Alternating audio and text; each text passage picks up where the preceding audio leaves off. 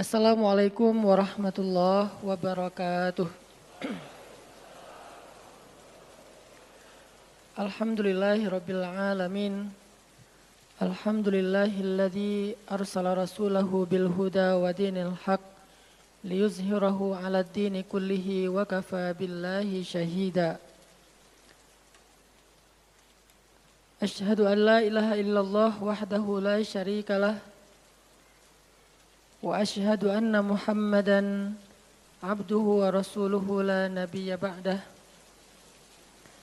Allahumma salli wa sallim wa barik ala sayyidina wa habibina wa nabiyyina Muhammad wa ala alihi wa sahbihi wa man tabi'ahu ila yaumiddin.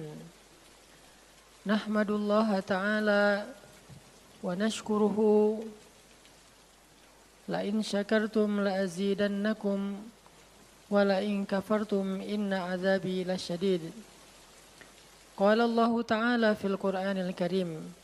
A'udzu billahi minasy syaithanir rajim. Bismillahirrahmanirrahim. Wal 'asr innal insana lafi khusr illa alladhina amanu wa 'amilus shalihat wa tawasaw bil haqq wa tawasaw bis sabr. Wa qala ta'ala alam nashrah laka sadrak wa wada'na 'anka wizrak alladhi anqadha dhahrak wa rafa'na laka dhikrak fa inna ma'al 'usri yusra fa idza faraghta fansab wa ila rabbika farghab. Shadaqallahul azim. Teman-teman semuanya, anak muda Kota Bandung, jamaah tetap sharing time atau sharing night Rabu malam yang dirahmati Allah Subhanahu wa taala. Semua orang di dalam kehidupan dunia itu pernah atau bahkan sering merasakan lelah. Karena dunia ini adalah tempat orang bermujahadah. Semuanya diraih dengan mujahadah. Gak ada yang didapatkan di dunia ini dengan cara yang mudah. Karena tabiat dari dunia itu adalah tempat bersusah payah. Fitrahnya dunia adalah tempat orang bercocok tanam, bukan memetik hasil. Yang namanya bercocok tanam, kalau kita melihat pada kehidupan para petani atau para pekerja di ladang, di sawah, di kebun, maka kita akan melihat akan melihat kelelahan, keletihan, dan kesusah payahan yang luar biasa. Itulah tabiat dunia. Berbeda dengan tabiat di surga. Di surga itu semuanya akan didapatkan dengan cara yang mudah. Bahkan sebagian riwayat mengatakan seorang perempuan di surga apabila inginkan seorang anak, maka Allah Subhanahu wa taala akan memberikan anak padanya saat itu juga tanpa harus bersusah payah mengandung selama 9 bulan. Saat ini pengen punya anak dengan spesifikasi tertentu, maka saat ini juga dia akan diberikan anak bayi tanpa harus mengandung 9 bulan lamanya. Tanpa harus susah-susah menyusui. Allah akan datangkan untuk dia bayi yang dia sukai, kemudian Allah datangkan orang-orang yang akan pelayan-pelayan yang akan merawat dan membesarkan bayi itu untuk dia. Karena di sana dia adalah seorang ratu yang tidak perlu lagi bersusah payah. Di surga itu ketika seseorang menginginkan makanan, maka Allah Subhanahu wa taala mendatangkan untuknya makanan dengan cara yang sangat mudah. Bahkan ketika dia menginginkan buah-buahan, maka pohon itu akan menunduk untuknya sehingga dia bisa memetik buahnya tanpa harus bangun dari tempat duduknya jika dia menginginkan itu. Tetapi kalau dia menginginkan sesuatu yang lebih, misalnya dia ingin berjalan-jalan di kebun-kebun di antara banyak kebun surga, lalu dia ingin merasakan memetik pohon sendiri sambil membawa keranjang-keranjang yang indah, maka Allah juga akan memperkenankan keinginannya. Kaifa yasha, sebagaimana yang dia inginkan. Berbeda dengan dunia. Di dunia, apapun yang kita inginkan itu harus melalui mujahadah, melalui ikhtiar, Bahkan ketika kita ingin menjadi orang yang sekedar tidur-tiduran pun, Allah Subhanahu wa taala mentakdirkan tidur pun lelah. Tidur aja capek. Duduk capek. Ada orang yang duduknya capek akhirnya dia berdiri. Ya. Ada orang yang capek berdiri akhirnya pengen duduk. Kapan duduknya capek pengen berdiri? Salah satu yang sering saya alami itu kalau lagi naik pesawat. Apalagi pesawat penerbangan 9 jam, 10 jam itu pasti capek banget duduknya tuh. Sehingga kita menginginkan seandainya ada uang kita pengen duduk di kelas bisnis. Tapi karena nggak mampu membeli tiket yang 3 kali lipat lebih mahal di kelas bisnis, ya nggak apa-apa lah di kelas yang biasa ekonomi. Tapi ketika lelah 4 jam, 5 jam pesawat berjalan itu udah luar biasa lelahnya akhirnya berdiri mondar-mandir di antara lorong pesawat. Artinya duduk aja capek. Nggak ngapa-ngapain, suruh duduk doang. Nggak seperti orang dulu yang berangkat haji atau umroh, naik kapal, lewat darat, pas sampai di laut naik kapal dengan ontanya, dengan kudanya. Orang dulu mencari ilmu itu dengan mujahadah yang luar biasa. Dengan naik onta berminggu-minggu, ini naik pesawat cuma 9 jam, capek. Yang nggak ada guncangan, biasanya guncangannya cuma pas di awal sama pas mau landing doang. Di atas udah jarang ada guncangan karena dengan ketinggian tertentu dan pesawatnya besar. Tapi itu juga capek. Naik kereta coba, dari Jawa ke Bandung misalnya. Sebutlah dari Semarang, dari Malang, dari Surabaya naik kereta 10 jam. Itu aja capek. Nggak usah jauh-jauh, Bandung Jakarta aja 3,5 jam. Itu pun capek. Atau kita naik mobil, nggak perlu nyetir. Pakai online, duduk aja di belakang atau di sebelahnya si driver, perjalanan setengah jam dari tempat kerja kita ke rumah atau dari rumah ke tempat kerja, ke kampus, ke sekolah gitu. Itu aja capek. Artinya dunia itu emang kayak gitu tabiatnya teman-teman. Tabiat dari dunia itu adalah lelah. Sehingga kalau ada orang yang menghindari capek dengan tidak ngapa-ngapain, itu hal yang agak klise dan naif. Bagaimana dia bisa menghindari lelah? Bagaimana dia bisa menghindari ta'ab? Bagaimana dia bisa menghindari bosan? Bagaimana dia bisa menghindari dalam keadaan susah payah? Sedangkan dia masih berada di sebuah tempat, bumi, dunia yang tabiatnya memang tempat bersusah payah dan lelah. Satu-satunya cara menghindari lelah yang tidak perlu lagi bersusah payah itu hanyalah masuk surga. Tetapi kan itu tidak terjadi sekarang, kita harus meninggal dulu dan kita belum mau. Ada yang mau meninggal masuk surga sekarang? Kalau dijamin sih insya Allah ya, masalahnya nggak ada jaminan. Kalau para sahabat enak, mereka dapat jaminan. Surga Bilal, sebelum Bilal meninggal, Rasulullah udah bilang, Bima sabaktani ilal jannah ya Bilal. Dengan apa kamu mendahului aku ke surga wahai Bilal? Dengan wudhu dan sholat syukur wudhu. Begitu juga nanti ada sahabat lain yang dijamin masuk surga bighairi hisab wala azab. Salah satunya adalah Ukasyah. Kalau kita tidak ada jaminan apapun di akhirat kecuali berikhtiar dan bermujahadah untuk bisa mendapatkan kebaikan sebanyak mungkin di sisi Allah. Sehingga alangkah naifnya seseorang yang menghindar dari ta'ab wal ham wal gham. Dia berusaha menghindar dari lelah, menghindar dari susah payahnya kehidupan, menghindar dari beban-beban hidup. Itu nggak bisa dilakukan karena kita masih berada di dunia. Yang perlu kita sekarang coba pilih adalah kita mau lelah untuk hal yang sia-sia. Apakah kita mau lelah untuk hanya bersenda gurau? Apakah kita mau lelah hanya untuk hal yang tidak ngapa-ngapain? Atau justru lelah kita itu untuk sesuatu yang mudah-mudahan beribadah kepada Allah. Makanya disebut dengan lelahnya menjadi lillah. Karena dua-duanya lelah. Ada orang yang pergi ke masjid lelah. Capek pergi ke masjid. Tapi ada juga orang yang berbuat dosa, itu juga lelah. Memangnya kalau kita beribadah lelah terus berbuat dosa enggak lelah? Banyak orang yang berbuat dosa lelah dan kita pernah merasakan kehidupan seperti itu. Sehari, 2 hari, sebulan, setahun, 2 tahun. Sampai kita benar-benar merasakan lelah banget dengan dosa. Di malam hari berbuat dosa lelah, akhirnya tidur sepanjang siang. Di siang hari berbuat dosa, lelah, akhirnya tidur sepanjang malam. Lelah sama lelahnya. Antara orang yang beribadah dengan orang yang bermaksiat itu sama lelahnya. Bedanya apa? Yang satu, lelahnya akan diganjar, dibalas oleh Allah dengan kebaikan dunia dan akhirat.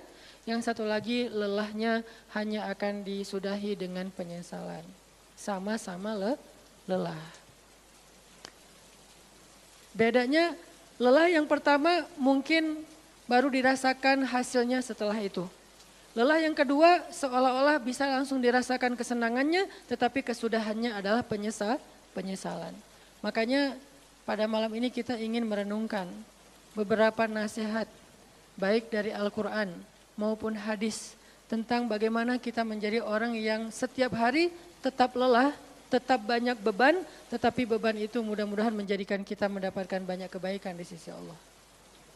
Makanya Nabi SAW bersabda dalam hadis riwayat Bukhari dan Muslim, "An-nasu ka'ibili mi'ah, la takadu tajidu fiha rahilatan." Manusia itu seperti 100 ekor onta. Manusia ka'ibili mi'ah, seperti 100 ekor onta. Yang harganya murah 50 juta, yang hidupnya untuk disembelih pada akhirnya nahar, disembelih. Onta itu kan kalau disembelih sambil dia berdiri ya. Kalau ayam, bebek disembelih sambil dipegangin atau diangkat. Kalau kambing dan sapi dibaringkan. Kalau onta disembelih itu sambil diberdirikan. Dia berdiri langsung disembelih. Itu onta. Artinya manusia ka'ibili mi'ah. Nabi itu menggambarkan onta karena onta ini punya banyak macam. Mungkin di Arab nggak ada ayam yang bermacam-macam. Akhirnya pakai bahasanya onta. Kalau di kita mungkin ada ayam potong, ada ayam kampung, dan segala macam, ada ayam jago. Kalau bebek ada mentok, ada bebek yang biasa, macam-macam kan. Di Arab mungkin gak terlalu banyak variannya dan gak terlalu akrab dengan kehidupan sehari-hari mereka. Yang akrab itu kambing, kuda, keledai, onta. Akhirnya Nabi mengatakan, "An-nasu ka'ibili mi'ah." Nabi seolah-olah mengambil sebuah perumpamaan. Dan perumpamaan ini bisa kita ganti dengan culture yang berbeda di setiap negara. Tetapi perumpamaan yang paling baik itu adalah onta. An-nasu ka'ibili mi'ah. Manusia itu seperti 100 ekor onta ibil. Onta potong. Yang hidupnya hanya untuk disembelih oleh tuannya, kemudian dagingnya dimakan atau dijual. Kenapa bisa begitu murahnya? Cuma 50 juta, 40 juta dan berakhir dengan disembelih? Karena onta ini hidupnya tidak istimewa. Dia hidup hanya untuk makan, minum, tidur dan berkembang biak. Cuman itu misi dari kehidupan dia. Makan, minum, tidur, berkembang biak. Udah itu doang. Setiap hari kerjanya makan aja. Lihat hewan ternak ngapain? Merumput aja setiap hari. Nggak ada hewan ternak yang tiba-tiba dia lagi ngapain? Lagi sholat. Nggak ada. Hewan ternak misalnya lagi ngebantuin tetangga. Nggak ada. Hewan ternak lagi menjenguk yang sakit. Nggak ada. Hewan ternak yang lagi menyelesaikan hajat saudaranya. Hewan ternak yang lagi dengerin curhat. Nggak ada. Kenapa? Karena tugas misi kehidupan mereka itu cuma diciptakan untuk makan, minum, tidur, berkembang biak, udah. Ini namanya kalau di antara onta namanya ibil. Yang hidupnya itu sesederhana itu. Nggak ada yang rumit, nggak ada yang terlalu berlebihan. Dan an-nasu, manusia secara umum mirip dengan ibil. An-nasu ka'ibili mi'ah. Jadi kalau kita bandingkan dari 100 orang itu hampir semuanya seperti ibil. Misi hidupnya itu hanya untuk dirinya, gimana caranya biar bisa makan, gimana caranya biar bisa istirahat dengan nyenyak, tidur, gimana caranya biar punya keluarga, berkembang biak, punya keturunan, dan kemudian dengan keluarganya dia punya family time, kapan liburan, makan di rumah, jalan, segala macam. Cuman itu misi dari kehidupannya, sehingga Nabi menyebut mereka yang misi kehidupannya hanya dirinya dan keluarganya, ka'ibili mi'ah, seperti 100 ekor onta. Kurang istimewa. Orang yang hidupnya hanya untuk dirinya dan keluarganya itu kurang istimewa. Sehingga disebut dengan ibili mi'ah, 100 ekor onta. Tapi enggak hina, tidak rendah, tidak mungkin melenceng, sesat segala macam, enggak. Dia tetap tidak haram, tidak najis. Nabi tidak mengumpamakan manusia seperti seekor anjing, seperti seekor babi, enggak. Karena itu najis, haram dan seterusnya. Onta, makhluk yang hewan yang baik, cuman tidak istimewa. Di sini tidak ada judgement. Nabi itu orangnya enggak suka menjudge. Nabi enggak mengatakan manusia ini semuanya misalnya dengan kalimat celaan, keledai, enggak. Manusia ini misalnya hewan yang najis, enggak. Nabi mengatakan an-nasu kaibilimiah, manusia itu seperti 100 ekor onta. La takadu tajidu fiha rahilatan. Hampir di dalam 100 ekor onta itu kamu enggak mendapati satu pun onta yang dikenal dengan nama rahilatan, rahilah. Rahilah itu dari kata rihlah. Rihlah itu udah jadi bahasa Indonesia, rihlah. Kemudian di Inggris-Inggriskan jadi traveling, trip, segala macam. Rahilah, dari kata rihlah. Apa itu rahilah? Onta yang bertugas untuk membawa beban tuannya dalam perjalanan panjang, baik itu berdagang maupun berperang. Dia punya misi lain selain makan, minum, berkembang biak, terus dipotong. Enggak, misinya lebih keren. Apa? Membawa beban. Membawa beban tuannya. Itulah rahilah. Sehingga punggungnya adalah punggung yang berkah karena di atas punggung itu ditaruhkan beban terus menerus oleh tuannya. Berangkat bebannya apa, pulangnya beban apa. Karena orang dulu kalau berangkat berniaga, berdagang ke luar negeri itu tuh bukan berangkat bawa beban, pulang nggak bawa apa-apa karena udah diuangkan, enggak. Mereka barter konsep perdagangannya. Kalau berangkatnya bawa kain, pulangnya nanti bawa karpet. Berangkatnya bawa gandum, pulangnya nanti bawa sutra misalnya. Tetap aja ada beban karena mereka berangkat jual apa misalnya ke Syam, dari Mekah ke Damaskus. Nanti pulangnya dari Damaskus ke Mekah bawa lagi barang-barang Damaskus yang bisa dijual di Mekah. Pas berangkat bawa barang Mekah yang bisa dijual di Damaskus, pas pulang membawa barang Damaskus yang bisa dijual di Mekah. Li'ilafi Quraisy إيلافهم رحلة الشتاء والصيف. Rihlah syita'i wassaif. Mereka melakukan rihlah pada musim dingin dan musim panas. Itulah ilafu Quraisy, kebiasaan orang-orang Quraisy. Ilafu Quraisy, kebiasaan tradisi orang Quraisy. Apa tradisinya? Berdagang di musim dingin dan di musim panas. Barang dagangannya beda-beda. Kalau musim dingin yang dibawa itu bahan-bahan jaket. Bahan-bahan untuk menghangatkan tubuh. Bahan-bahan yang kalaupun dia bawa makanan yang biasa dimakan di musim dingin yang menghangatkan tubuh. Kayak misalnya jenis bubur di Arab itu ada namanya adas. Dan itu disebutkan di dalam Al-Quran, di Al-Baqarah. Wa adasiha wa basaliha, ada adas, ada bawang. Adas itu salah satu makanan kesukaan orang Arab di musim dingin. Karena kalau makan adas kayak bubur gitu, dia badannya menjadi hangat. Jadi kayak menghangatkan tubuh gitu. Artinya syita iwas saif, di musim dingin dan di musim panas, dua-duanya ada barang yang didagangkan. Dan itu adalah ilafu Quraisy, kebiasaan tradisi orang-orang Quraisy. Rihlah. Siapa yang akan dibawa rihlah? Apa yang akan membawa barang dagangan mereka ketika rihlah? Namanya onta rahilah. Onta yang mengangkut beban barang tuannya. Rahilatan. Sehingga onta ini adalah onta yang lebih kuat fisiknya. Onta ini onta yang lebih tangguh perjalanan walaupun mengalami badai. Onta ini onta yang lebih kuat ingatannya sehingga dia menghafal jalan yang dilaluinya. Walaupun terjadi badai dia nggak tersesat. Jarang onta rahilah tersesat. Biasanya yang tersesat itu ibil. Ibil kalau ditaruh di tengah padang pasir, terjadi badai, terus bekas jalannya ketutup dengan pasir, dia bingung. Itu ibil.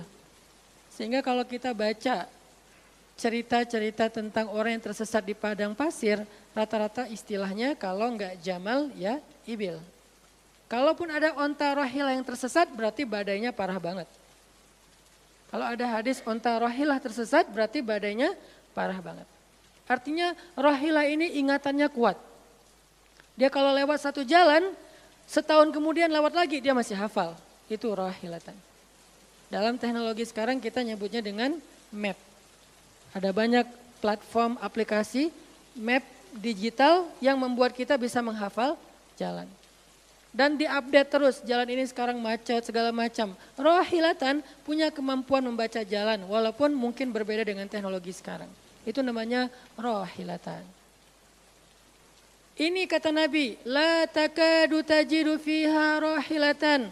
Manusia itu seperti 100 ekor onta. Dan di antara 100 ekor onta itu atau 100 orang itu hampir kamu tidak mendapati satupun yang bernama rohilatan yang mampu mengangkat beban lebih. Sehingga di sini Nabi SAW seolah-olah mengajarkan kita, memotivasi kita agar belajar menjadi rohilah. Manusia itu baru istimewa kalau dia menjadi rohilah, kalau dia mengangkut banyak beban, kalau dia menjadi orang yang paling banyak bermanfaat untuk orang lain. Makanya muncullah hadis, khairun nas anfa'uhum linnas, inna ahabban nasi ilallah anfa'uhum linnas. Dua riwayat hadis yang berbeda. Sebaik-baik manusia, kalau dalam analogi yang pertama, sebaik-baik onta adalah rohilatan. Bukan ibil, bukan nakoh, bukan jamal. Sebaik-baik onta rohilatan. Kenapa kok rohilatan? Karena dia yang paling bermanfaat, soalnya dia yang paling banyak mengangkut beban. Sehingga dengan analogi tentang onta rohilah, kita menerjemahkan hadis khairun nas, sebaik-baik manusia dengan istilah khair. Arti khair itu memberi lebih, arti khair itu bermanfaat. Khairun nas anfa'uhum linnas. Sebaik-baik manusia yang paling bermanfaat untuk orang lain. Dalam riwayat yang lain, inna ahabban nasi ilallah. Sesungguhnya orang yang paling dicintai Allah di antara manusia, anfa'uhum linnas. Yang paling bermanfaat untuk orang lain. Itu yang paling dicintai Allah di antara manusia. Muncul lagi hadis yang mirip. Inna ahabbal a'mali ilallah sururun tudkhiluhu ala qalbi muslim. Sesungguhnya perbuatan, amal soleh, aktivitas, pekerjaan yang paling disukai Allah di antara yang kita lakukan dalam kehidupan sehari-hari adalah membahagiakan hati orang lain. Ini semuanya hadis-hadis yang memiliki makna yang sama. Yaitu menjadi pengangkut beban. Lelah Ustadz, lelah. Enggak ngangkut beban, lelah juga. Ngangkut beban, lelah juga. Cuman bedanya orang yang lelah tanpa mengangkut beban, hidupnya penuh dengan keluh kesah, tidak ada yang menghargai, tidak dimuliakan, akhirnya dia ngeluh. Ada kan banyak orang yang ngeluh karena merasa dirinya enggak dihargai orang lain. Tetap aja ngeluh. Ada juga yang ngeluh karena terlalu banyak beban. Padahal dua-duanya sama-sama ngeluh, kenapa enggak memilih yang lebih baik? Memangnya kalau kita enggak ngangkut beban, kita enggak akan berkeluh kesah, ngeluh. Ngeluhnya mungkin bukan capek, ngeluhnya enggak ada yang hargai. Dan itu udah sunnatullah, kalau kita pengen dihargai, pengen dimuliakan, kita harus menjadi orang yang paling rohilah, yang paling banyak ngangkut beban. Enggak bisa kita jadi ibil tapi pengen diperlakukan seperti rohilah, itu enggak bisa. Kita tuh ibil. Hidupnya untuk diri sendiri, nggak bantu siapa-siapa, nggak peduli dengan siapa-siapa, harta kita nggak bermanfaat untuk orang lain, pikiran kita nggak bermanfaat untuk orang lain, lisan kita tidak bermanfaat untuk orang lain, wawasan kita tidak bermanfaat untuk orang lain, apalagi tenaga kita nggak bermanfaat untuk orang lain, skill kita nggak bermanfaat untuk orang lain, semua tentang diri kita hampir tidak bermanfaat untuk orang lain, lalu kita ingin dihargai seperti orang yang paling bermanfaat. Ini naif, klise, enggak ada seperti ini, bukan sunnatullahnya. Karena seseorang itu diberi balasan sesuai dengan mujahadah. Al-jaza ala qadril masyaqqah, balasan tergantung susah payahnya dalam berikhtiar. Siapa yang mujahadahnya lebih, maka rewardnya lebih, jazanya lebih. Jadi saya kadang-kadang ngerasa, dulu saya juga pernah merasa kayak gitu. Kenapa kok dia dihormati saya enggak? Kita enggak boleh cemburu tanpa alasan. Seolah-olah misalnya harusnya hormati semua orang dong, enggak bisa. Itu udah fitrah manusia dan sunatullah dalam kehidupan di dunia. Kalau kita pengen dihormati orang, kita harus menjadi rohilah. Kalau kita pengen dihargai orang, kita harus jadi rohilah. Nggak bisa kita berharap dihargai oleh pasangan kita atau calon pasangan kita, tapi kita nggak punya tanggung jawab, nggak bisa. Kalau teman-teman pengen dihargai oleh pasangan halalnya, teman-teman harus mengangkat tanggung jawab yang lebih berat daripada dia. Kalau dia yang capek kita leyeh-leyeh aja di rumah, tapi kita minta dihargai, saya kan suami. Suami itu bukan status, suami itu peran. Ada orang dia jenis kelaminnya perempuan, tapi dia suami. Kenapa? Karena dia mengambil peran laki-laki. Dan itu saya melihat banyak perempuan seperti ini. Hebat. Dan memalukan bagi suaminya. Di beberapa tempat saya melihat suaminya di pagi hari gak kerja. Cuma nongkrong-nongkrong aja di warung.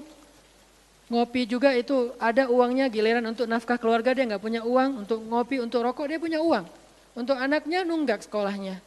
Untuk anaknya makanannya seadanya. Sehingga karena ini udah berjalan bertahun-tahun, akhirnya istrinya udah nggak sanggup lagi berharap kepada dia, minta cerai juga nggak dicerai-ceraikan, akhirnya istrinya ikhtiar sendiri. Istrinya jadi pembantu rumah tangga, istrinya jadi kerja ke luar negeri. Saya beberapa kali ke Hong Kong, hampir tiap 4 bulan sekali ke Hong Kong. Dan selalu mendengar cerita teman-teman di Hong Kong, para pejuang-pejuang di Hong Kong itu kan 99%-nya perempuan ya. Hong Kong itu 99% lebih perempuan. Beda kan sama Taiwan, Korea itu laki-laki dan perempuan agak imbang lah. Tapi kalau Hong Kong itu bisa dibilang dari 100 pekerja 99 orangnya bahkan lebih adalah perempuan.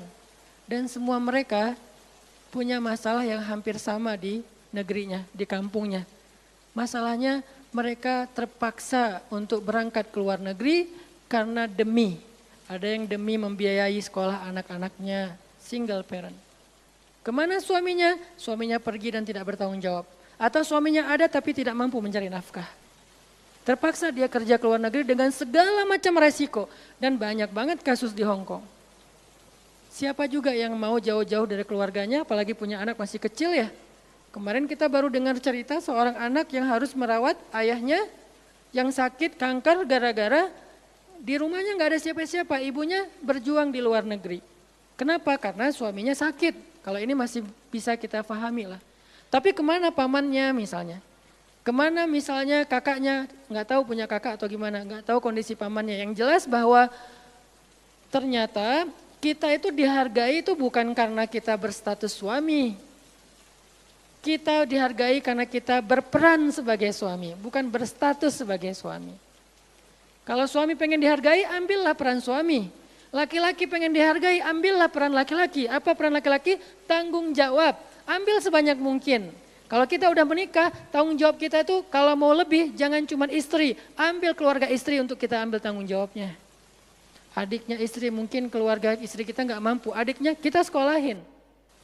Mertua sakit, kita biayain. Nanti siapa lagi? Keluarga besarnya ada masalah, kita biayain, kita hutangin kalau misalnya kita nggak sanggup memberikan hadiah atau sedekah. Ambil, amanah, tanggung jawab itu ambil, semampu kita. Itulah contoh Rasulullah SAW. Makanya Nabi ketika sudah menikah dengan Khadijah, yang tinggal di rumah Nabi itu bukan cuma anak kandung beliau. Ada anak angkatnya Zaid bin Harithah.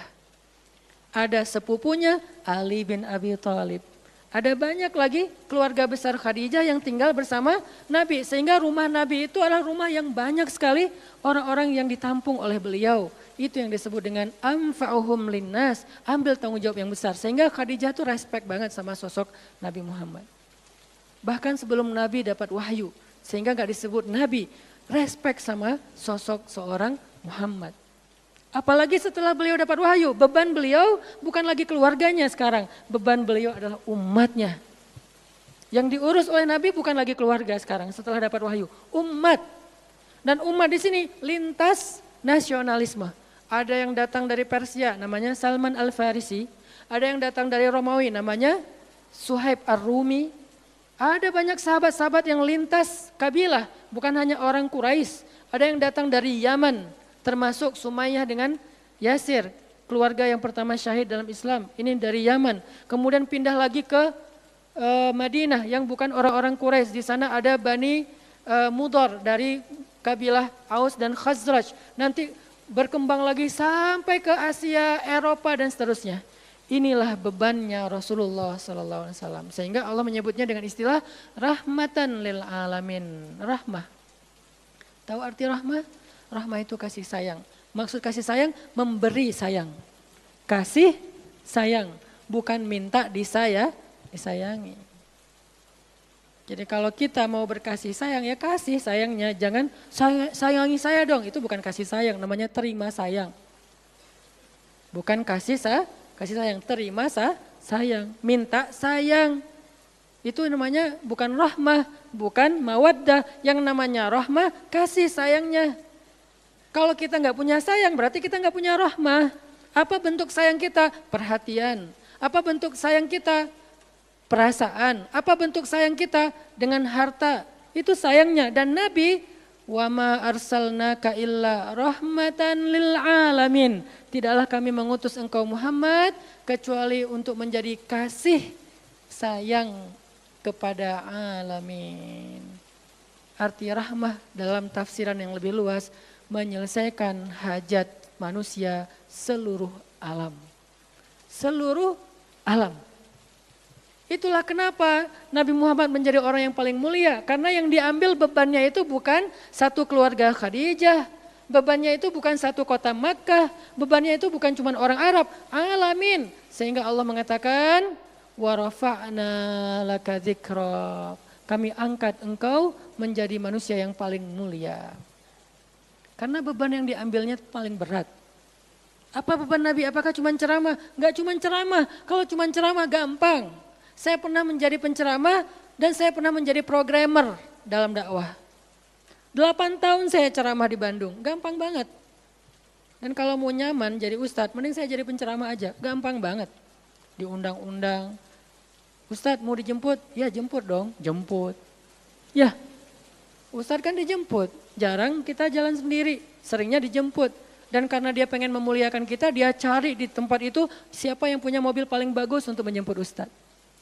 Kalau di kampung, cari siapa yang punya mobil baru. Yang tahun misalnya 2018 lah, kalau nggak ada 2019. Saya punya, ya udah pinjam ya untuk jemput ustadz. Oh boleh, saya senang, jemput. Kalau perlu yang punya mobilnya sekaligus jadi supirnya, jemput ustadz. Enak jadi penceramah.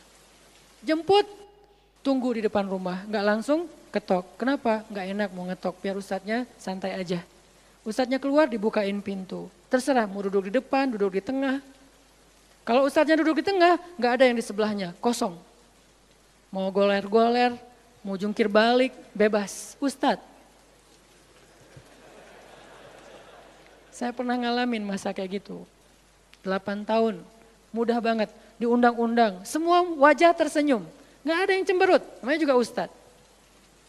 Selamat datang ustadz, alhamdulillah bisa ketemu sama ustadz, silakan. Duduk dikasih makanan yang paling baik.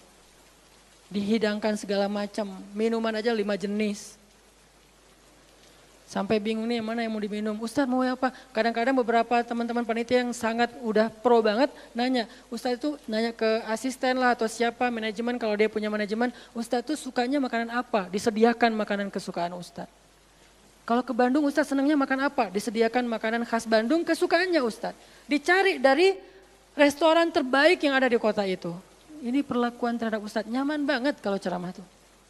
Ceramah berapa lama? Terserah ustadz. Kalau lagi mood 3 jam, kalau enggak lagi mood 45 menit. Ustadz kok ceramahnya cuma sebentar, saya lelah sekali. Oh enggak apa-apa ustadz, istirahat ya ustadz, sehat terus ya ustadz, doain. Pulang dianterin, maaf dikasih amplop, transport segala macam.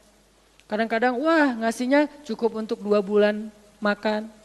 Masya Allah enak. Kalau cuman yang disebut dengan rahmatil alamin itu cuman ceramah, itu bukan rahmatil alamin. Walaupun itu salah satu kebaikan. Tapi kemudian setelah 8 tahun saya berdakwah dengan ceramah, saya mengubah konsep dakwah saya menjadi programmer. Memprogram masjid. Al-Latif. Saya ngomong dengan Pak Iman beri saya kesempatan memprogram Al-Latif. Bikin gerakan, bikin dakwah. Bukan masjid yang memprogram, kemudian ustadz mengisi. Itu salah. Menurut saya keliru kalau masjid membuat program, ustadz cuma mengisi program itu. Keliru. Ustadz yang program, masjid fasilitasi, nanti insya Allah akan berkah. Alhamdulillah Pak Iman, Ketua DKM Al-Latif sepakat. Ya udah Ustadz silakan, mangga dikasih waktu 2 tahun. Kalau nggak ada perubahan diambil alih. Dalam 2 tahun kita coba program dari awal. Bikin gerakan anak muda, pemuda hijrah lahir waktu itu. Mulai programming, gimana caranya biar masjid rame. Dari yang cuma 20 orang kajian setiap Rabu malam, dari dulu udah Rabu malam. Yang hadir berapa orang? 20 orang. Kalau Persib lagi main, libur. Semua pada nonton. Malah sering lagi libur. Kadang-kadang Persib nggak main. Terus yang main siapa? Yang main Piala Eropa kah, Piala Champion kah, Liga Eropa, Piala Dunia, libur. Akhirnya berkembang pelan-pelan jadi setengah masjid. Satu masjid, membludak keluar masjid sampai ke Jalan Cendana. Akhirnya pindahlah ke masjid ini. Kenapa? Karena udah nggak nampung. Nggak enak juga dengan tetangga karena parkirnya kemana-mana. Kan kita pindah ke sini karena Al-Latif nggak nampung. Nah, ketika dakwah berubah menjadi programmer, bebannya beda. Udah nggak kayak dulu, enggak, beda. Pergi taklim, pergi sendiri. Bahkan berkorban dengan harta sendiri, bareng-bareng dengan teman-teman. Semuanya lelah, kita meeting sampai tengah malam. Emangnya gampang membuat tren hijrah? Nggak mudah teman-teman. Kita harus meeting, mikirin. Sekarang tambah lagi beban yang lain, Barisan Bangun Negeri. Para ustadz berkumpul, bikin gerakan bersama. Kita bikin Barisan Bangun Negeri, dikasih amanah untuk jadi amirnya, mikirin apa yang harus kita lakukan. Program pertama saya bilang less waste, isu lingkungan. Kenapa? Kita pengen jadiin masjid sebagai 911. Tapi pelan-pelan, gak bisa langsung. 911 ini nanti kalau ada masalah di masyarakat, tetangga masjid yang ditelepon masjid. Anak saya sakit, telepon masjid. Ada yang meninggal, telepon masjid. Ada yang pingsan, telepon masjid. Ada yang baru diputusin, telepon masjid. Sampah ini udah darurat. Bandung ini hanya batas deadline penanganan sampah kita kalau kata Pemkot itu sampai 2023. Kalau kita nggak punya alternatif, ini akan jadi masalah besar. Jakarta, saya kemarin ke Jakarta sampai 2022, lebih cepat sedikit daripada Bandung. Artinya mereka hanya bisa menampung sampah sampai 2022. Sisanya kalau nggak ada solusi alternatif, maka akan terjadi masalah besar, tumpuk sampah di depan rumah masing-masing selama nggak usah sebulan, seminggu aja gimana rasanya. Nggak ada yang ngambil sampah di depan rumah kita, seminggu aja. Petugas sampah nggak ngambil sampah di depan kos-kosan, di depan rumah. Sehari telat aja itu udah nggak enak, apalagi seminggu, sebulan, setahun, jadi gimana? 2022, kota-kota besar rata-rata terancam dengan bom waktunya sampah. Kita angkat less waste supaya masjid menjadi salah satu media komunikasi antara Pemprov, Pemkot, pemerintah kepada publik. Kenapa? Soalnya trust publik kepada masjid itu bagus. RT RW bikin program pungut sampah kayak edukasi dan campaign tentang sampah yang datang sedikit. Kalau RT RW bikin program hari Minggu yuk kita bikin gerakan pungut sampah, sedikit yang datang. Tapi masjid bikin taklim yang datang ribuan, apalagi 2-3 tahun terakhir alhamdulillah luar biasa. Sehingga masjid punya potensi untuk mengkomunikasikan masalah ini kepada publik. Saya ajaklah teman-teman yuk kita bikin isu sampah dimulai dari masjid. Jalan 2 Bandung, Bintaro udah jalan. Next mau kita jalankan di Jogja, di Malang dan di Pontianak. Seluruh masjid di Indonesia. Programming, mikir, harus ketemu dengan beberapa orang. Dan habis waktu saya dalam beberapa tahun terakhir bukan untuk dakwah tablik, makanya udah jarang ceramah. Teman-teman kalau ngelihat ceramah Hanan Attaqi di Bandung cuma sekali seminggu, itu juga kalau nggak libur ya. Kajian Rabu malam. Ustadz Hanan selain Rabu malam ngapain sih? Ustadz kosong nggak? Kosong saya bilang. Kenapa nggak mau ngisi jadwal? Kosong dari taklim tapi nggak kosong dari aktivitas. Sehari meeting bisa 5 kali. Dulu saya pernah yang kalau bahasa teman-teman tuh ngeprank jamaah, bukan ngeprank sebetulnya. Katanya Ustadz nggak datang, tiba-tiba datang kan? Itu tuh meeting 5 kali sehari, dari pagi, siang, sore, menjelang maghrib, baru beres isya. Meeting dengan siapa aja Ustadz? Banyak hal yang harus kita bereskan untuk bisa memunculkan satu program kecil. Akhirnya beres isya, saya bilang masih ada jamaah enggak? Sebagian udah pulang Ustadz, tapi yang lain masih pada nunggu kasihan. Ya udah saya jalan aja ke sini naik motor, sampai di sini isya baru ngisi kajian. Artinya ternyata bebannya beda. Tapi rohilatan, itu yang disebut dengan dakwahnya Nabi. Saya baru mengambil sebagian kecil dari banyak varian dari dan instrumen dakwah Nabi, itu cuma sebagian kecil, memprogram, baru masjid. Nabi itu alamin loh. Gimana mengubah kota Mekah yang dulunya kemusyrikan merajalela, perzinahan merajalela, kemudian anak perempuan dibunuh karena dianggap membawa sial, riba luar biasa, banyak yang dibunuh gara-gara gak mampu membayar hutang, dan perbudakan, dan banyak lagi masalah sosial. Bukan hanya masalah akidah dan ibadah. Akidah dan ibadah itu adalah inti masalahnya, kemudian merembet ke masalah sosial, biasanya kayak gitu. Kalau akidahnya melenceng biasanya sosialnya rusak, walaupun gak selalu kayak gitu juga sih. Karena ada di beberapa negara yang akidahnya mereka syirik, tapi sosialnya bagus, walaupun ada problem sosial lain yang mungkin nggak perlu dibahas di sini. Yang jelas awalnya berawal dari kemusyrikan, kemudian berkembang menjadi masalah ekonomi, sosial, dan seterusnya. Nabi menyelesaikan masalah kota Mekah. Gimana caranya? Mekah yang tadinya kota yang jahiliyah menjadi kota Islamiyah, kota yang Rabbaniyah, kota yang penuh dengan kebaikan. Madinah yang tadinya kota yang penuh dengan sampah, Yathrib berubah menjadi kota Munawwarah. Sekarang udah nyampah lagi. Di zaman Nabi itu benar-benar Madinah Munawwarah.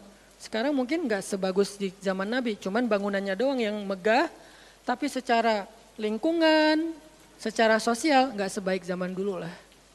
Kalau bangunan itu kan bukan indikasi peradaban ya. Karena kita pernah mengalami masa peradaban Islam yang keren, nggak ada tuh bangunan pencakar langit seperti Dubai. Kita di Dubai bangunan pencakar langit, tetapi secara peradaban ada masalah di Dubai, terutama masalah sosial. Di Arab Saudi, masalah lingkungannya luar biasa, salah satu penghasil sampah 10 besar di dunia.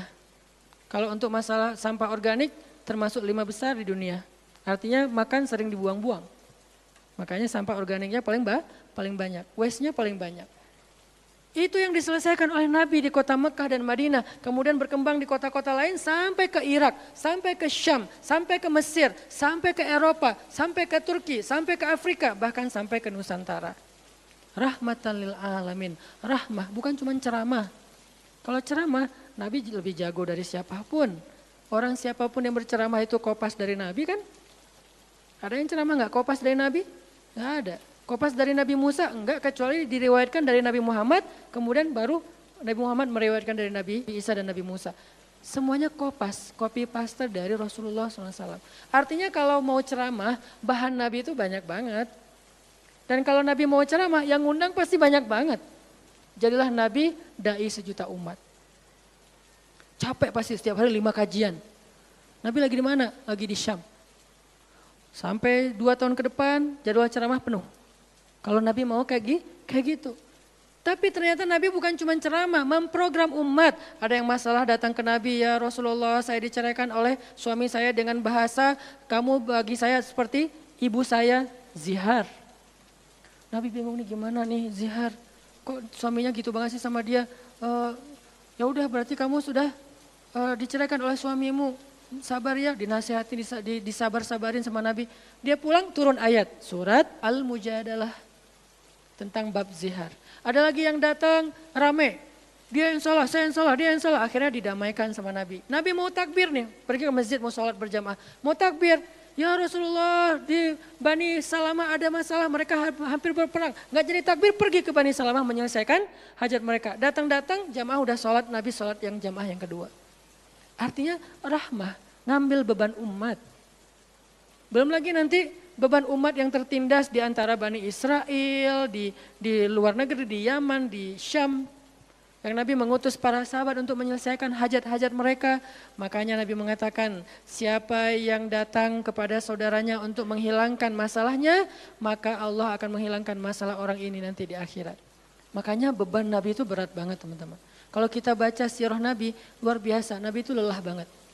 Sampai para sahabat meriwayatkan Nabi itu dulu sebelum dapat wahyu, beliau seger gitu. Setelah dapat wahyu tetap ganteng, tetap keren karena memang aslinya udah dari sononya keren ya. Cuman udah ada guratan lelahnya tuh terasa di wajah beliau. Lelah banget. Sampai Nabi itu pernah sampai Allah bilang gini, "Fala'allaka bakhi'un nafsaka 'ala atharihim." Hampir saja engkau mencelakai dirimu gara-gara mereka. Apa maksudnya?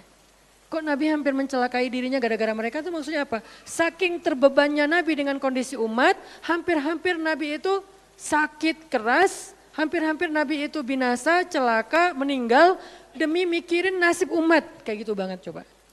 Itu namanya rohilatan. Kita belum sanggup untuk memikul beban umat sedunia. Makanya minimal kalau kita nggak ngambil beban umat sedunia dengan tangan kita, minimal dengan pikiran kita aja. Kita mikir nggak sih nasib Palestina? Atau kita masih nganggap bahwa itu beda negara? Kalau beda negara oke. Apakah kita memikirkan mereka karena kemanusiaan? Masa kita mau bilang mereka bukan manusia? Kan sama-sama manusia. Harusnya kita merasakan apa yang dia rasakan karena kita sama-sama manusia, punya perasaan yang sama. Kalau kehilangan akan sedih, kalau melihat kezoliman juga enggak akan kuat, kalau dizolimi juga akan sakit. Kita mikir enggak tentang Palestina? Kita mikir enggak nasib Suriah? Kita mikir enggak nasib Rohingya? Kita mikir enggak nasib Yaman? Apakah gara-gara kita mikir tentang mereka lantas kita jadi radikal dan teroris? Sejak kapan kita memikirkan nasib orang yang tertindas tiba-tiba jadi radikal? Apakah orang yang tidak memikirkan orang lain hanya dirinya sendiri berarti orang yang baik? Justru makin banyak kita mikirin nasib mereka, kita makin rohilatan walaupun belum sanggup menyelesaikan hajat mereka, mikir doang. Dengan kita lihat postingan yang terakhir di Idlib, bagaimana anak bayi kehilangan kakinya gara-gara kena bom dari tentara Rusia. Kita belum sanggup ngasih solusi sebagai pribadi maupun sebagai bangsa, belum sanggup. Pertama jaraknya jauh, kedua memang kita juga belum punya kemampuan untuk itu. Tapi kita berharap suatu saat Indonesia ini harus sanggup menyelesaikan masalah dunia. Kenapa? Kita ini punya potensi peradaban, bangsa yang besar. Masa kita mau jadi kerdil terus ngikutin bangsa lain? Kita ini bangsa besar, umat Islam terbesar di dunia. Dan orang Indonesia itu pinter-pinter, profesornya banyak, saintisnya banyak, orang kayanya banyak, keren Indonesia nih. Kenapa Indonesia yang keren kayak gini cuma ngurus diri sendiri aja nggak bisa? Harusnya ngurus dunia bukan ngurus diri sendiri. Itulah Islam yang sebenarnya. Kita ngurus Rohingya, gimana caranya Rohingya punya tempat tinggal. Kita urus Suriah, kita urus Palestina. Lalu apakah kita memikirkan tetangga kita? Teman-teman lihat deh, salah satu yang mungkin proyek kecil lah. Ini yang karena yang saya tahu, karena istri sendiri yang ngerjain. Lihat rumah teduh sahabat Iin. Setiap harinya ada yang meninggal, dengan kanker ovarium yang gede banget, ada yang kanker yang dulu yang saya bawa Ustaz Abdul Somad keliling di Bandung tuh, seorang anak muda yang udah meninggal, seminggu setelah Ustaz Abdul Somad mengunjungi dia, Rian namanya meninggal dunia.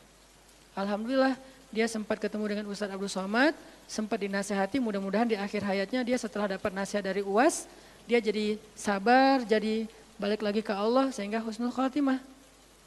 Datang kita, ketemu dengan Rian. Habis ininya. Gara-gara apa? Gara-gara pernah kecelakaan di laut, terus jadi kayak kanker kulit, luar biasa. Itu parah banget. Dan itu enggak satu kasus, banyak. Di Jawa Barat aja udah banyak banget, apalagi Indonesia. Apakah kita mau mengambil beban itu? Atau kita bahkan melihat juga enggak mau, karena ngerasa enggak kuat, enggak berani, terus kapan kita kuatnya? Kalau kita enggak kuat, namanya bukan rohilah. Yang namanya rohilah itu harus kuat, dikuat-kuatin kalaupun enggak kuat. Sudah seberat apa beban yang kita ambil. Selain, dan itu nggak bisa bahasanya, diambil sebagian, dibuang sebagian yang lain, enggak. Minimal kalau yang di dekat kita mengambil bebannya sampai menyelesaikan hajatnya. Dengan harta mungkin, dengan skill, dengan network, dengan minimal dengan sosial media, kita repost, ya ada yang bisa bantu ini enggak. Kalau yang di luar negeri, karena kita nggak sanggup menyelesaikan, minimal dengan pikiran dan doa. Kasihan ya mereka, doain terus. Karena doa kita itu ngaruh. Jangan berpikir mendoakan mereka itu nggak ngaruh itu. Mempercepat datangnya pertolongan Allah. Minimal dengan doa kita, Allah kuatkan hati mereka. Minimal. Dengan doa kita, Allah kuatkan hati saudara kita di Yaman, yang kelaparan di Syam, di Palestina, di Rohingya, di Turkistan, yang masih dalam campnya orang-orang komunis. Minimal doa kita menguatkan hati mereka. Kan berarti membantu. Ada orang yang ketika dapat musibah, kita datang nggak bisa ngasih solusi, tapi begitu kita nasihati lalu kita doakan, itu udah membantu dia, minimal hatinya jadi lapang. Kemudian kita doakan, dia merasa diperhatikan, bukankah itu sebuah bantuan? Dan itu rahilah. Semuanya aja yang di luar negeri kita pikirkan, apalagi yang di dalam negeri, semampu kita. Makanya nama barisan kita tuh Barisan Bangun Negeri. Kalau ditanya, apa Ustaz tujuan bikin gerakan Barisan Bangun Negeri? Ya bangun negeri, masa masih ditanya ya? Karena masih ada yang nanya, ngapain sih itu ustaz-ustaz ngumpul mau bangun negeri. Itu udah jelas dari namanya juga. Terus santrinya ngapain? Namanya Santri Bangun Negeri. Ustadznya Barisan Bangun Negeri, ada 2 nama. Para guru, saya pelan-pelan pengen ngumpulin para guru-guru yang seleting. Supaya kita barengan, ngumpulin pelan-pelan. Namanya Barisan Bangun Negeri.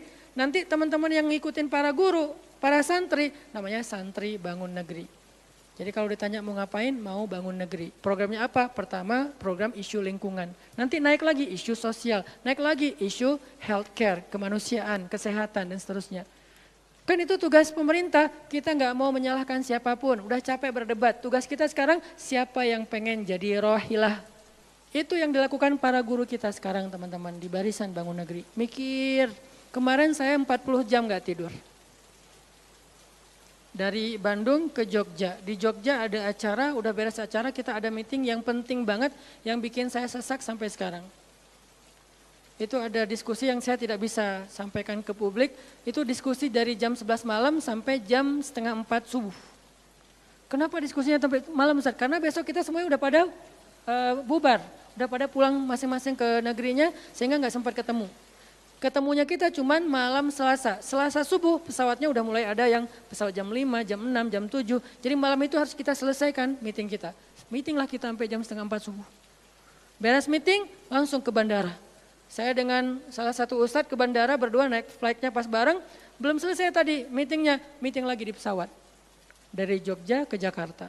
Di Jakarta saya ketemu dengan beberapa teman-teman yang pengen mendukung program pesantren yang sedang kita dari setahun yang lalu ingin kita buat, tapi juga belum cukup untuk membebaskan lahan. Karena kita butuh 15 M membebaskan lahan. Alhamdulillah udah terkumpul sekitar 2 M, masih jauh dari target.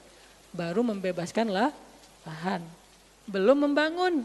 Akhirnya bahasa istri saya ngamen di Jakarta dari pagi, siang, sore, malam. Malam pulang. Di kereta juga diskusi lagi sama istri karena ada beberapa program yang harus kita bereskan. Sampai rumah jam 12 malam, jadi 1 hari setengah. Hampir 2 kali 24 jam, baru istirahat. Itu kalau programming. Beda dengan ceramah. Diundang ke Jogja. Ustadz ceramahnya di Jogja, oke jam berapa? Isya, ya udah saya datangnya maghrib. Terbang jam 5, sampai di sana maghrib. Ceramah, beres ceramah, saya tidur. Gampang kan? Beres ceramah jam 11 malam, balik ke hotel, dipesankan hotel sama panitia. Hotelnya mau yang gimana Ustadz? Terserah, yang dekat-dekat aja biar nggak capek di jalan. Oh ya Ustadz, dikasih hotel biasanya yang enak, yang deluxe. Masuk ke hotel, mandi air hangat, ya. Beres mandi air hangat, pesan makanan online. Karena tadi belum makan, misalnya kalau telat makan juga, pesan datang ke kamar. Kadang-kadang saya cuma pesan 1 jenis, mereka pesan 3 jenis. Saya belum makan, lapar, boleh nggak pesan sate? Oh boleh Ustadz. Datang sate, datang mie godok, datang apa, banyak. Semuanya ditaruh di depan kamar. Ustadz ini udah ada makanannya. Masya Allah makanannya banyak gini. Kalau cuma ceramah, habis makan jam 12 tidur. Bangun sholat subuh, beres subuh, olahraga. Ya karena di hotel treadmill. Beres treadmill, berenang. Beres berenang, breakfast. Beres breakfast, terbang ke Bandung. Kan enak ya. Kalau cuman ceramah. Jadi kerjanya cuman 1,5 jam pas ceramah. Itu juga santai. Namanya juga ceramah gampang. Tapi kalau programming, buat program kayak tadi ceritanya. Meeting gak beres-beres. Sampai enak dengan meeting. Kopi entah berapa gelas. Ada yang digulaan, ada yang gak digulaan. Ada yang pakai susu, ada yang gak pakai susu. Sampai diistilahkan yang gak pakai susu kopi akhi. Yang pakai susu kopi ukti. Semua jenis kopi. Artinya rohilatan. Ternyata memang benar kata Nabi, manusia itu seperti 100 onta, sedikit yang rohilatan. Makanya sekarang kita mau milih mau jadi rohilatan atau mau jadi 100 onta. Dimulai dari hal yang kecil. Saya ngajak teman-teman, yuk kita jadi rohilah, kita angkat beban negeri kita, beban bangsa kita. Saya pengen banget masjid itu jadi kayak rumah teduh. Sekarang yang menjalankan pasien kanker kurang mampu se-Jawa Barat salah satunya rumah teduh itu. Yang sekarang ada 15 rumah dengan sekitar 300 pasien. Yang setiap kali operasi itu 40 juta. Karena kalau pakai BPJS antrinya setahun. Sehingga harus pakai jalur normal. Dan beberapa di antara mereka belum sanggup untuk membayar cicilan BPJS sehingga nunggak nggak bisa pakai. Kita selesaikan. Harusnya itu dilakukannya oleh masjid. Kenapa? Karena potensi zakat, infak, sedekah, kenceleng masjid gede. Jangan cuma dipakai buat renov. Jangan cuma dipakai buat pengumuman hari Jumat. Kenceleng minggu ini 300 juta. 300 juta di sebelah masjid ada orang lapar. Berarti ngapain 300 juta teh? Harusnya 300 juta itu kenceleng minggu ini. Harusnya 300 juta tapi tinggal 10 juta. Kenapa? Beban umat diangkat semua sama masjid. Itu cita-cita kita, pengennya masjid itu menjadi, makanya ada hashtag Masjid Peradaban. Apa Masjid Peradaban? Masjid Rohilah, masjid yang mengangkat beban umat. Bukan cuma membuat program jihad, pengajian hari Ahad. Udah lewat lah masa kayak gitu-gitu, udah gak keren. Nih saya tantang masjid-masjid yang ada di Indonesia, jangan hanya fokus dengan taklim. Taklim itu udah banyak dan mudah melakukannya, kurang challenging. Coba masjid mikirin masalah sekitarnya, satu masjid mikirin satu RW kalau masjidnya kecil. Kalau masjidnya masjid kecamatan, mikirin satu kecamatan. Kalau udah beres dengan kecamatannya gak ada lagi masalah, pergi ke kecamatan sebelah. Kolaborasi dengan masjid kecamatan sebelah, yuk selesaikan masalahnya. Bisa banget kalau masjid mau. Tapi serahkan programnya ke ustadz yang ngerti harokah, yang ngerti pergerakan. Dan sekarang udah banyak ustadz yang ngerti pergerakan. Baru kita akan melihat Indonesia yang luar biasa. Terus apa yang bisa kami lakukan Ustadz? Yuk bareng-bareng dengan saya, dengan Pemuda Hijrah, dengan para guru Barisan Bangun Negeri, kita bangun deh Indonesia semampu kita. Dengan apa? Dengan skill kita masing-masing. Dengan potensi kita masing-masing. Ada yang punya harta dengan hartanya. Ada yang punya kemampuan skillnya dengan skillnya. Saya udah berkali-kali menjelaskan, skill itu untuk dakwah penting, bukan hanya penceramah. Nah mau nggak nih teman-teman? Yuk kita bangun Indonesia, sekarang kita mikirin apa yang bisa kita lakukan untuk Indonesia, masing-masing dengan potensi kita. Karena kita anak masjid, anak masjid. Karena kita banyak sering ke masjid, ya udah kita bangun Indonesia dengan cara masjid. Dan ternyata cara masjid itu bukan cuma Allahu Akbar dan Subhanallah, Salam, enggak. Yang dibicarain di masjid itu bukan cuma juz-juz Al-Quran, tapi masalah umat. Karena Nabi membicarakan masalah umat itu di Masjid Nabawi, yang kita pengen ke sana, berharap banget bisa umroh. Apakah di Masjid Nabawi itu cuma ada raudhah kemudian orang berdoa egois banget pengen masuk surga sendiri? Enggak. Di raudhah itu Nabi dengan Jibril bicara tentang umat. Gimana caranya umat ini selesai masalah mereka. Sampai ke penjuru dunia. Yang terjajah dibebaskan dari penjajahan. Yang terzolimi dibebaskan dari kezoliman. Itu namanya Rohilah. Saya yakin di sini banyak potensi dan skill yang keren-keren. Coba berikan skillnya untuk dakwah. Dedikasikan skillnya untuk agama. Yang kalau kita dedikasikan untuk agama, insya Allah untuk bangsa dan negara udah pasti. Karena agama kita itu bukan agama ritual. Agama kita ini adalah agama kehidupan.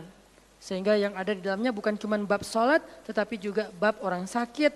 Dan kita tahu banyak hadis tentang itu, bab lingkungan, dan kita mulai tahu hadis-hadis tentang itu. Yuk kita dedikasikan skill kita, potensi kita, harta kita, untuk agama Allah kita angkat beban umat bareng-bareng. Karena kalau saya ngangkat sendiri, saya paling-paling ngangkat sanggupnya itu 100 kilo. Itu juga udah ngos-ngosan.